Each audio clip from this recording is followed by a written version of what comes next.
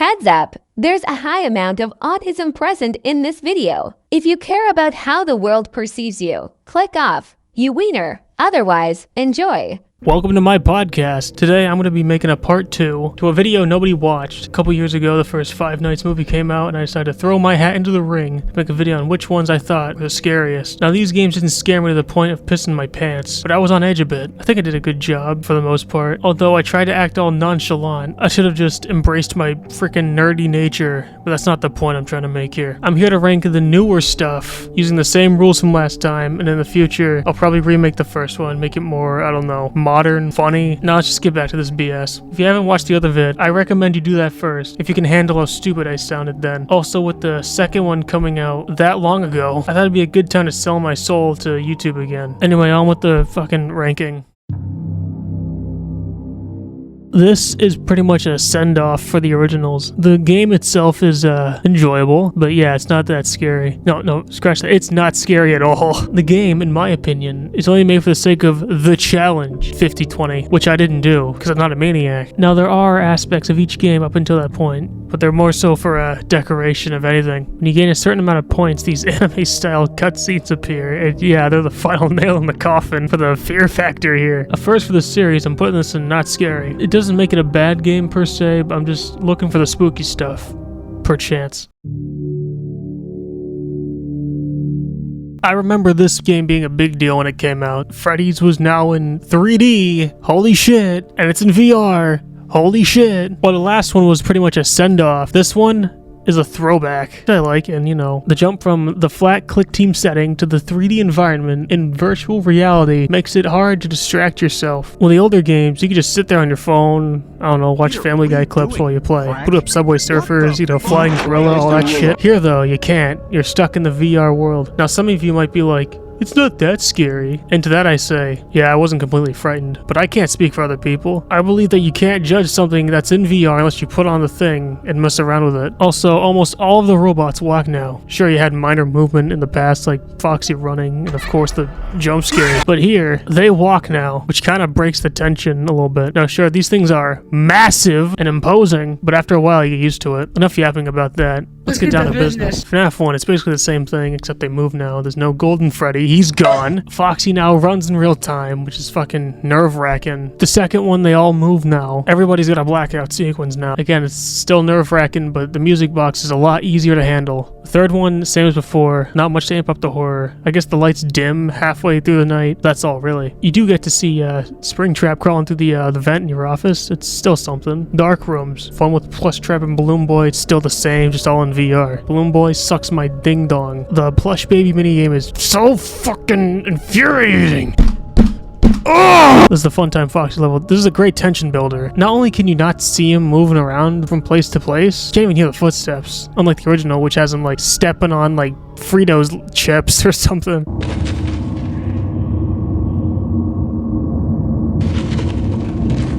Parts and service was the big one people were excited for. These were built off the parts and service segments from Sister Location, but in you know what and with you know who. They're fun. Not scary, but fun. If I had to choose the one that's the most stressful, I would probably say the Foxy level. I was gonna go with Freddy, but come on, the music box thing, not that bad. For Foxy, you gotta watch him while doing shit. Not to mention the hard mode version of the level. I should probably mention that there are hard modes of these levels. Just a flip of this here and some shit happens. I'll only mention the ones that have some amount of horror. FNaF 1 has a black and white filter, and the doors spaz out, making it harder to conserve your shit. FNaF 2's hard mode isn't as crazy, but there's a mode called Withered, and you know how to do that in Danger. The old versions of the robots are active, and in addition to everything else, there's a red filter. That's how you know shit's hit the fan. FNaF 3, the building's on fucking fire. Dark rooms, the only thing you can count close to scary is the Foxy level. You can see why. Parts and service, closest thing is Chica's level because of the bugs. I don't know, I just eat them all. Vent repair, works for the horror. Mango's level is more stressful, especially in hard mode. Ennard's is okay, but in hard mode, it goes nuts. Everything is upside down, and it ends like this. Night Terrors is just FNaF 4, but with extra steps. Funtime Freddy's level isn't that scary. Nightmare Beyond's level not only has you facing off against it, but there's also some tentacles you gotta ward off. Baby's level, kid's probably gay or something, I don't know. Nightmare Fredbear's back, that rat fuck. And his level is probably the best in this segment. I mean, it's just a full recreation, it's not that crazy. There aren't any harder variants of these levels, but there is a level called Pizza Party. This game just a maze made up of all the segments, and our goal is to show up on time while answering questions about food. Once at the end, oh yeah, that guy. I'm gonna call this guy the Rabbit because, come on, glitch trap, really? You couldn't come up with anything better? I saw Malhair, that's way better. If you've been grabbing these tapes that are hidden around the game, you've probably seen this guy. This glitchy rabbit that just waves at you, gets too close for comfort, probably wants to play with your ball sack, I don't know. If you manage to find all the tapes, there's a chance he'll start some beef with you. And if you roast him back and oh sir, he'll lock you in a room. He'll look inside, shush you, and run off, presumably leaving you to die. Oh yeah, I didn't mention what happens in Pizza Party. So yeah, if you follow him, he like stuffs you into Freddy and you're fucked. He's over there dancing. Those were neat moments, mostly because of how slightly dark they are. I'm not just talking about the lighting. Putting Help Wanted on our list, I'm putting it in spooky, above the second one, but behind the first one.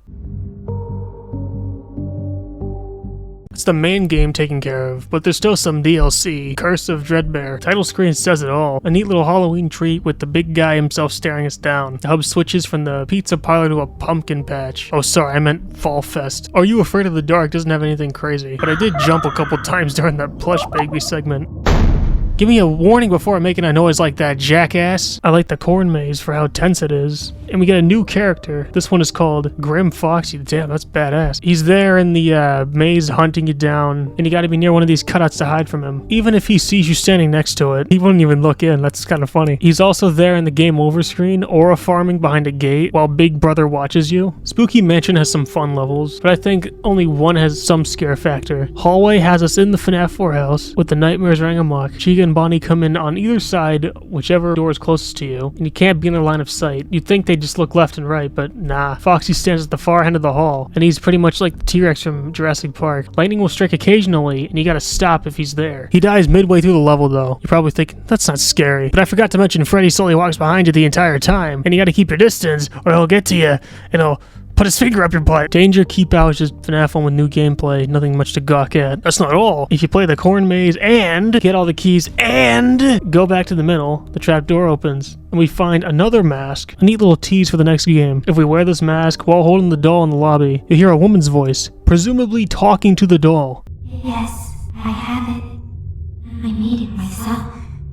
I think you would like it. No one suspects anything. Pretty spooky. Ooh. I'm never doing that again. Speaking of, I'm putting it in a tad bit creepy, above FNaF 3. Hopefully the next game will be scary. What the fuck?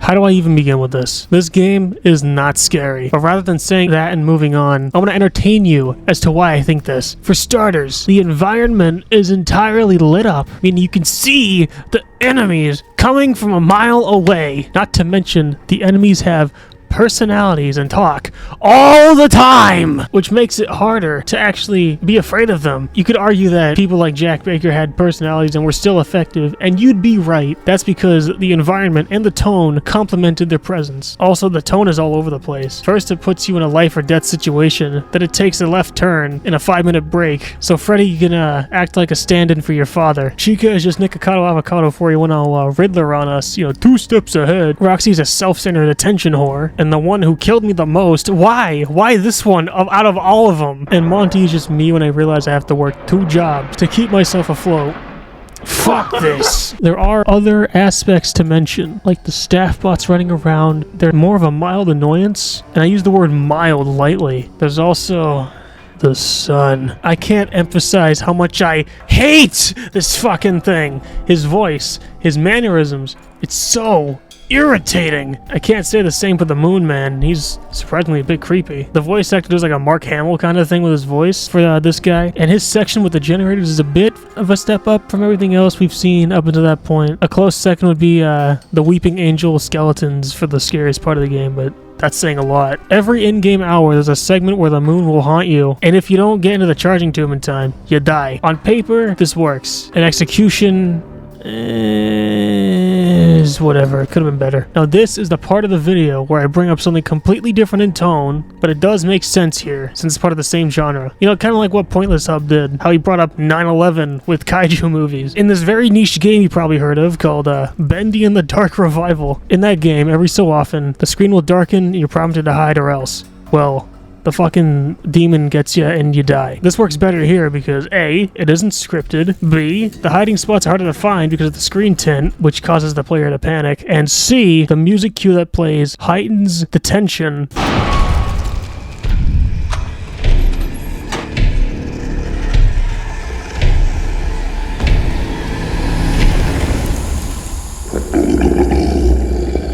Sure, it isn't perfect. I don't like that it tells you that the thing is coming and that you have to hide. Every single time it happens, it feels a bit handholdish. Without it, it can emphasize the fuck around and find out aspect of a horror game, where we can see that our actions do indeed have consequences. There is a filter during the moon segments, but I feel like there could be a moment where the screen glitches out while trying to get to the chargy thing. Oh yeah! That's right, the villain for this game is Vanny, a killer rabbit lady. Not to be confused with that rabbit, or that one, or that one, or that one. There's so many fucking rabbits here, holy shit. When she's around, a VHS filter appears and music cue plays on loop until she leaves. Speaking of characters running around, I'm not expecting alien isolation levels of AI, but you know, it's whatever. I haven't played this since it came out, so when I was caught in the stroller, I was surprised. I was like, holy shit, since I forgot the game was updated since then. Anyway, the rabbit lady, wasted potential. She's barely in the game. The only times we see her are when we're caught by the white woman, and during one of the endings, since this game has multiple endings for some reason. And even then, she's not there. Like, I looked. Trust me, I've played this, like, multiple times. She's not there. She's never there. And if she was, she's bugged. I've been killed more by the wolf than her. Like, come on. Throughout the game, you're able to confront these things one-on-one. You'll get an item, and more importantly, you're able to fuck them up. Obviously, broken robots can be creepy. Not so sure here, though. Chica loses her voice and now speaks in electronic screeching, which I would rather listen to than a cat going through heating. Monty loses his lower half and is forced to crawl around like an actual gator. Roxy here loses her eyes and can do this. How did you see me if you had no eyes, you fucking cracker? Let's talk about the endings now. One has us leaving the place only to find out that Gregory, the kid we play as, is homeless. Vanny then sneaks in to presumably kill him. It's an alright ending, to be honest, you know. It actually, you know, has elements of horror in it, but it's not that much. Most of these are shown in a comic style, except for one. If we face off against all of the robots, yes, I said robot and not robot. I could have said robot, but whatever. I don't give a fuck. If we face up against all the robots, then go back to the racetrack, there's a door just pushed off to the side. Taking the elevator down, there's a big cavern with endos running amok. And not only that, the pizza place from the sixth one. Okay, in the middle, there's a hole that leads down to this blob with... Okay, fucking whatever. This blob is implied to be a mashup of everything we've seen in this series up until this point, and I'm just scratching the surface a bit when it comes to how ridiculous this ending is. Walking past the beast in the back, we drop down into an office with doors, and then...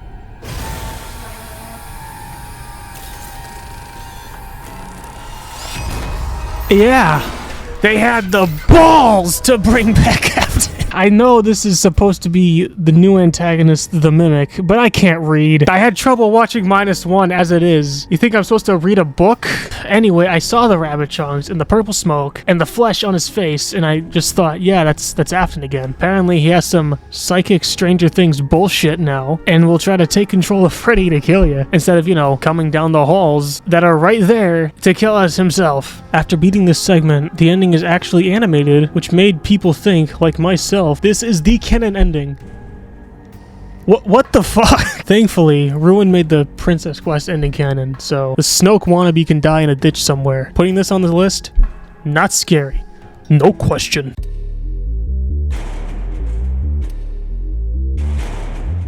About a year and a half later, came a free DLC, Ruin, and oh my god, it is so much better than the base game. The bar was not that high, but still. For starters, the place is abandoned, which helps elevate the horror in a way. Also, this line. That was too close. I was almost a Cassie sandwich. Come on, they knew what they were doing. That was too close. You were almost a Jill sandwich. Like I said, the building is left in an abandoned state, the ceiling is caved in, half of these staff bots are broken, thank God, and there's graffiti all over the place, which would happen in real life if a place was like just left to rot. But, you know, big missed opportunity to not put "eat pussy" on the wall, which, you know, I totally do. There are jump scares thrown throughout the thing, including this one that actually, you know, made me jump when I first saw it. After recovering from that, we get a mask. But the mask is, I think you're fucking fit. And we can enter the metaverse, and that's where the main mechanic comes in. Also, there's this MXES mixes. Let's call it that. It's an AI rabbit. How many fucking rabbits are in this series? God damn. That not only moves like one of those stylized animated movies that occasionally kick ass, it also stalks you when you're in the digital world for too long and will make a noise. Just a loud noise when it appears. Not when you see it, just when it appears. I think it would be a lot better if it didn't make any noise at all. I also wish we got to see the original design for this thing. Anyway, this may sound bad, but then again, you could just take the mask off. Same with the threats around the game. Just put the mask on, and they can't see you. Now, there are segments where the mask can't be removed or put on, mainly because of these inhibitors scattered around, and you have to do things the old-fashioned way, hiding and sneaking. The metaverse has aspects of the environment strewn about, but in wacky ways. Also, Greg Heffley whispers in your ear, telling you what to do, and children can be heard crying in some parts. Not to mention that one segment in the raceway went full psycho horror on us. Remember those music men that crawled around? They're back. They're a mild annoyance. We have to deal with them. Yippee. Oh yeah, the enemies from before are back. Just how we left them. But worse for wear. Sun and Moon are back, but soon become Eclipse, a new thing. The three from before are still, you know, here, but with minor changes. Freddy's got no head, but he's still kicking. Skipping to the end, after a pretty good emotional moment. I didn't tear up, but it was still good. Well executed, all that. We're down in the defunct pizza shop, or rather, this cool-ass cave. Look at this. This is cool. After shutting down the AI rabbit and breaking down the wall, we're reunited with... Nah, that's a lie. Because plot twist that totally nobody saw coming. He's not there. Instead, we get a new character, the Mimic. Remember after him before? It wasn't him. It was this. Except it wasn't, because it's not real. The chase at the end is alright, but I liked the moment with the elevator as you're fixing it. You can hear him like getting closer and closer, and you can't tell if it's right behind you or not. Also, during this ending, all the tension is lost because the subtitles say elevator falls before it happens. There's also another ending, but it involves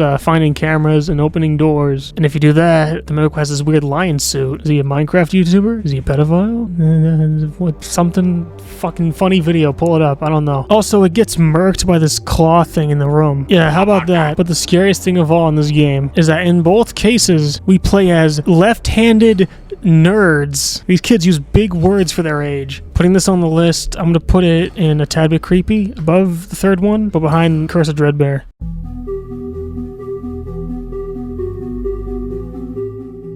Help Wanted 2? It's the same as the last one, only with everything from sister location onward. There isn't a lot to talk about since half of the game isn't that scary. Most of it's just fucking around with the sun, and a reminder why I quit food service. Doesn't help that Chica hovers over you most of the time. Repeating the same 3 lines, it was driving me insane, honestly. There's also just other mundane things like bowling, whack-a-mole, carnival games. The only one of these I can think had some horror elements is the carousel, where you fix up the thing while the moon hunts you down. It ends with it catching fire. And the endo card matching one because of the Daleks. And I guess I jumped in the FNaF 3 dart game. Nothing crazy. There's gotta be other things, you might think. Throwing a tantrum on your bed, you know, slamming your desk. And there is, because the game also adapts sister location stuff, and they're pretty faithful recreations. The segment in Bellora's room is a good example of this. And you can toss the mini arenas around like it's the Stewie go round. If you throw them, however, she'll get closer to you after hearing it. Actually, that's a lie. She'll just go where it landed. Bellora has this exaggerated spin animation when she passes by, which looks great, but it undermines the fact that the fun times, or whatever you call them, are heavy as hell. According to these blueprints I found and mentioned last time, Bellora is 347 pounds. Yeah, Breaker Room is probably the scariest level in the game, in my opinion. Just like the original, you have to charge up the power to each room while keeping Freddy at bay. Freddy moves around like before, but he can appear beside you. Oh! Of course, you have to play the audio, which I find funny that's taped to a megaphone. And you can just hold it in one hand while you charge things up. Sounds easy. but sometimes you gotta put the thing down so you can charge up the gauges that need 2 switches. And that can be stressful when you need the speaker. In some cases, Freddy can step closer to fuck with you, which did get me the first time. There's a hard mode version of this with the Endo with the yellow eyes, and that's more stressful since he blends in with everything else and it makes it hard to find. After this, there aren't many sister location levels aside from the private room shenanigans. Kind of stinks because there's a lot of great things you could have pulled from, like hiding under the desk, fixing Freddy, and fixing Baby, followed by the auditorium segment. Hell, even Night 4 as a whole.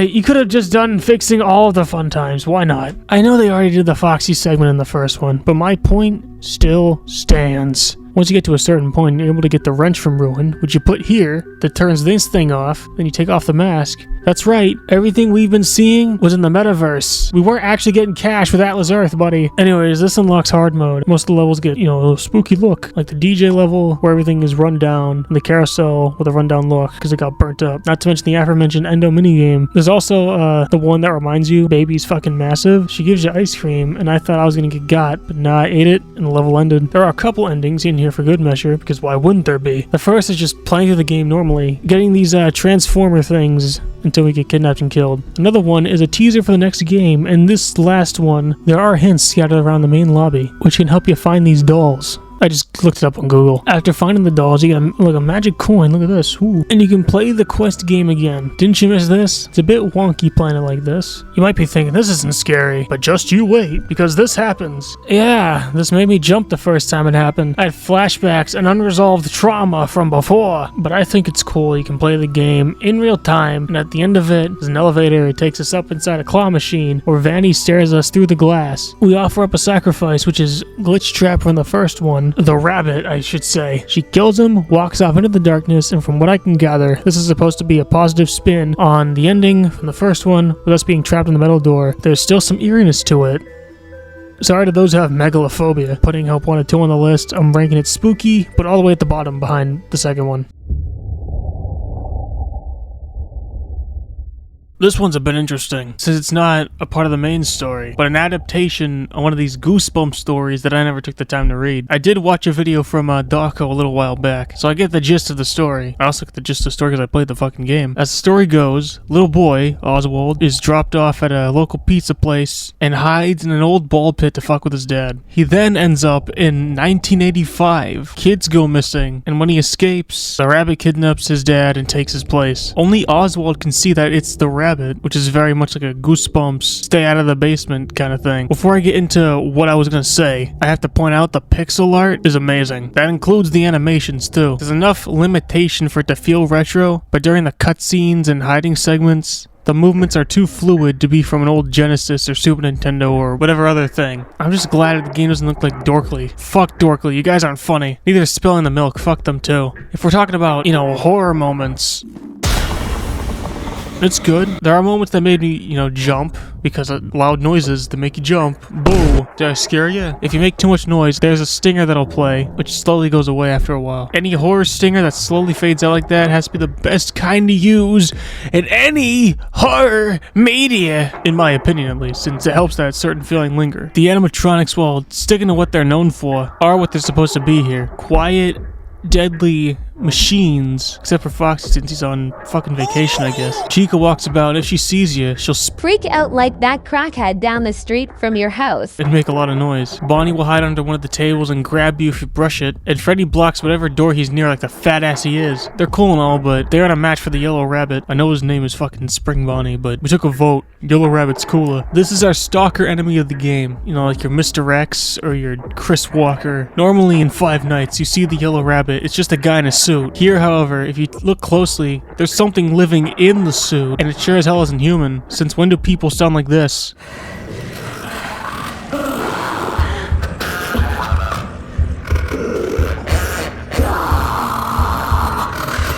Yeah, that's right. Not only that, but we see it kidnap kids, kill them, and presumably take more throughout the game. It was so bad people ran for their lives. Like, holy shit. If it was a man in a suit, parents would harass the staff, hoping they'll magically solve their problems. It's almost like this thing was summoned from hell itself, and didn't give a fuck about secrecy, so it just went all out. amazing, much like a lot of these games do. It's got multiple endings, 3 of them, but we're only going to talk about 2 of them. The first has us getting kidnapped by the rabbit, and assuming our dad doesn't know about the time-traveling ball pit, we're screwed. The other is your typical Goosebumps ending. We rescue our dad and leave. After the credits roll, Jeff the Pizza Man goes back to the ball pit, finds the rabbit dead, comes back to life and kills him. Great way to keep us on our toes, even if it doesn't go anywhere. Putting into the shit, putting into the pit on our list. I'll put it spooky above the first one. Fight me. Before I dive into the horror stuff, this is probably the closest a mascot horror game has gotten to almost being like Alien Isolation. And I'm not just talking about the 70s tech everywhere. Both are set in a somewhat abandoned establishment where machines are running things, and there's an overarching antagonist stalking us throughout the game. The warehouse we're stuck in isn't anything crazy, but with the weird costumes sitting around, it makes you wonder why people found these things appealing, especially back in the fucking 70s. Then again, it could have been worse. You seen those old like Disney costumes from like the 30s? Some creepy shit. It doesn't help that our unit in this game, Dispatch, is a wise guy, cracking jokes and shit. I'm sure he's not fooling us in any way. What are the odds of that happening? Because people in these games don't carry guns on them, the gameplay consists of hiding, sneaking, and pressing these buttons that play Smurf classics like this.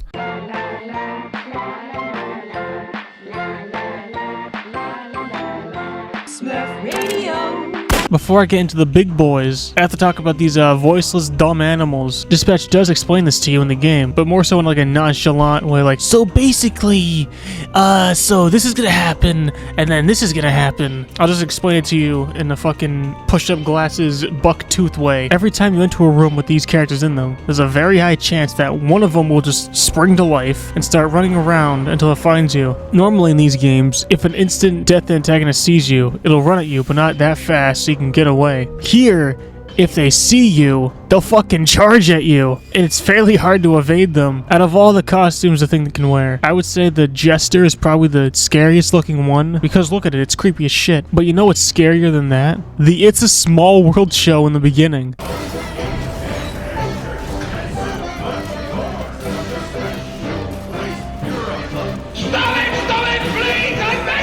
Another thing I like about the random mascots is that when they do come to life, you can hear them making noise when they're close, almost like they're breathing.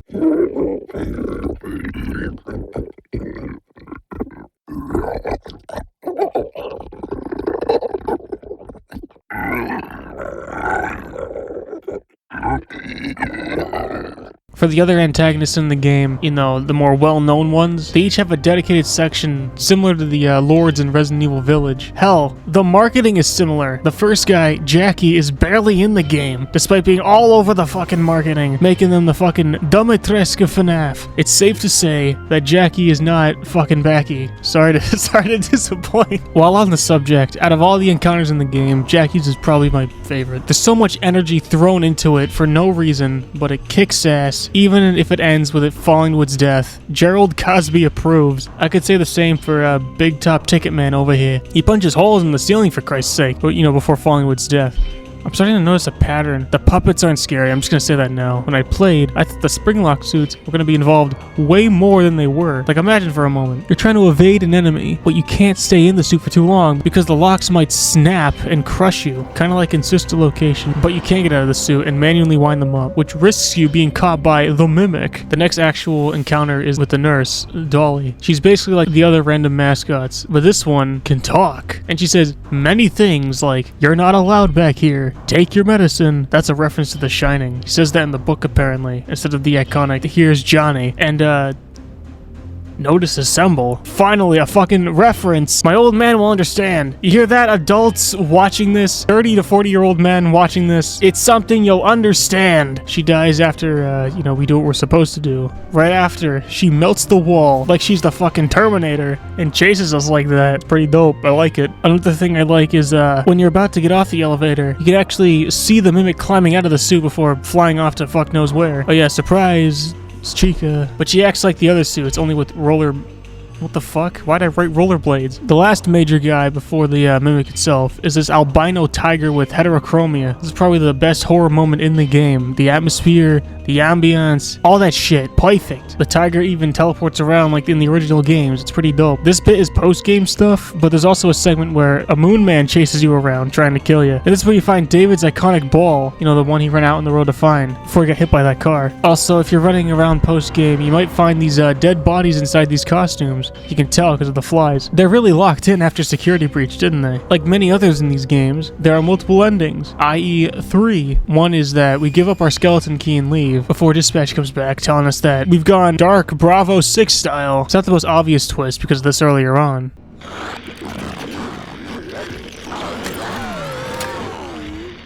Awesome. Glad to see you made it here without any complications whatsoever. But it's a fun surprise for people who were half paying attention. Not long after, the mimic shows up and kidnaps us, stuffing us inside a suit, similar to the end of Pizza Party and Help Wanted, but instead of dancing like it's full of whimsy, he just stands there, in the dark, his eyes being the only other source of light in the room, just staring at you. This definitely screams, no one's gonna find you. You're screwed. The other endings, which follow a similar formula, show the mimic in its fan edit design, and the ending dubbed the parachute ending, were brought down to the R&D department, where Ticketman hunts us down in a pretty tense sequence, fairly neat. There we find out that Edwin was behind everything, blah blah blah, the mimic's here. It has bits and pieces of each of the Core Force shells. Like, just look at it. It looks kind of nostalgic in a way. If you guys remember what fan edits are, well, it stomps around looking for us. It'll blurt out random phrases from various characters, just very loud and distorted. Also, when it talked in the pirate voice, I thought it kept saying, "Ahoy, cocksucker," but no. It also stalks us in the main house, doing the same thing as before. All of that leads to a chase back to the warehouse, back to the van, which culminates in a car crash. Whoops! After that, it takes our key and runs off, never to be seen again. Until ruin, I guess. I don't know. Say what you want, but I think this is the real ending. And I think we're still alive despite the broken arm and the fire surrounding us. Before we close out, one more thing. Unrelated to the topic at hand. Edwin isn't a silhouette, and David isn't orange. So I'm docking points off for that. As a matter of fact... Wait. Enhance. On the window. Oh my god, it's real! It's real! Yeah! I'm putting Secret of the Mimic up in Spooky above Help Wanted, but below the first one.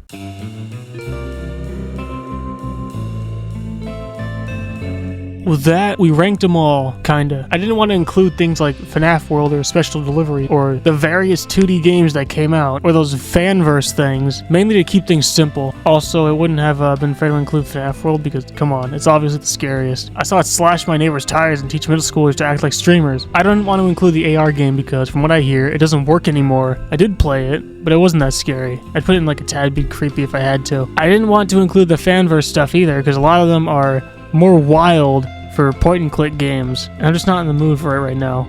Unless... Anyway, that's everything. I hope you enjoyed me rambling about a bunch of bullshit. I know some of these aren't as scary as the other ones, but that doesn't mean I hate them, except the obvious. I believe that there are some enjoyable aspects about each of them that help them stand out. I like that they try to make things scary, even if it doesn't work for me specifically, but hey, I'm not everyone. I'm just a guy who sits on his ass all day, playing whatever is in front of me. If I like it, I like it. If I don't, whatever. It happens. With that being said, if you liked this, give it a thumbs up, press that button with the word on it, and hit that Taco Bell because I could go for a cheesy bean and rice burrito right about now. Anyways, that's about it. See ya.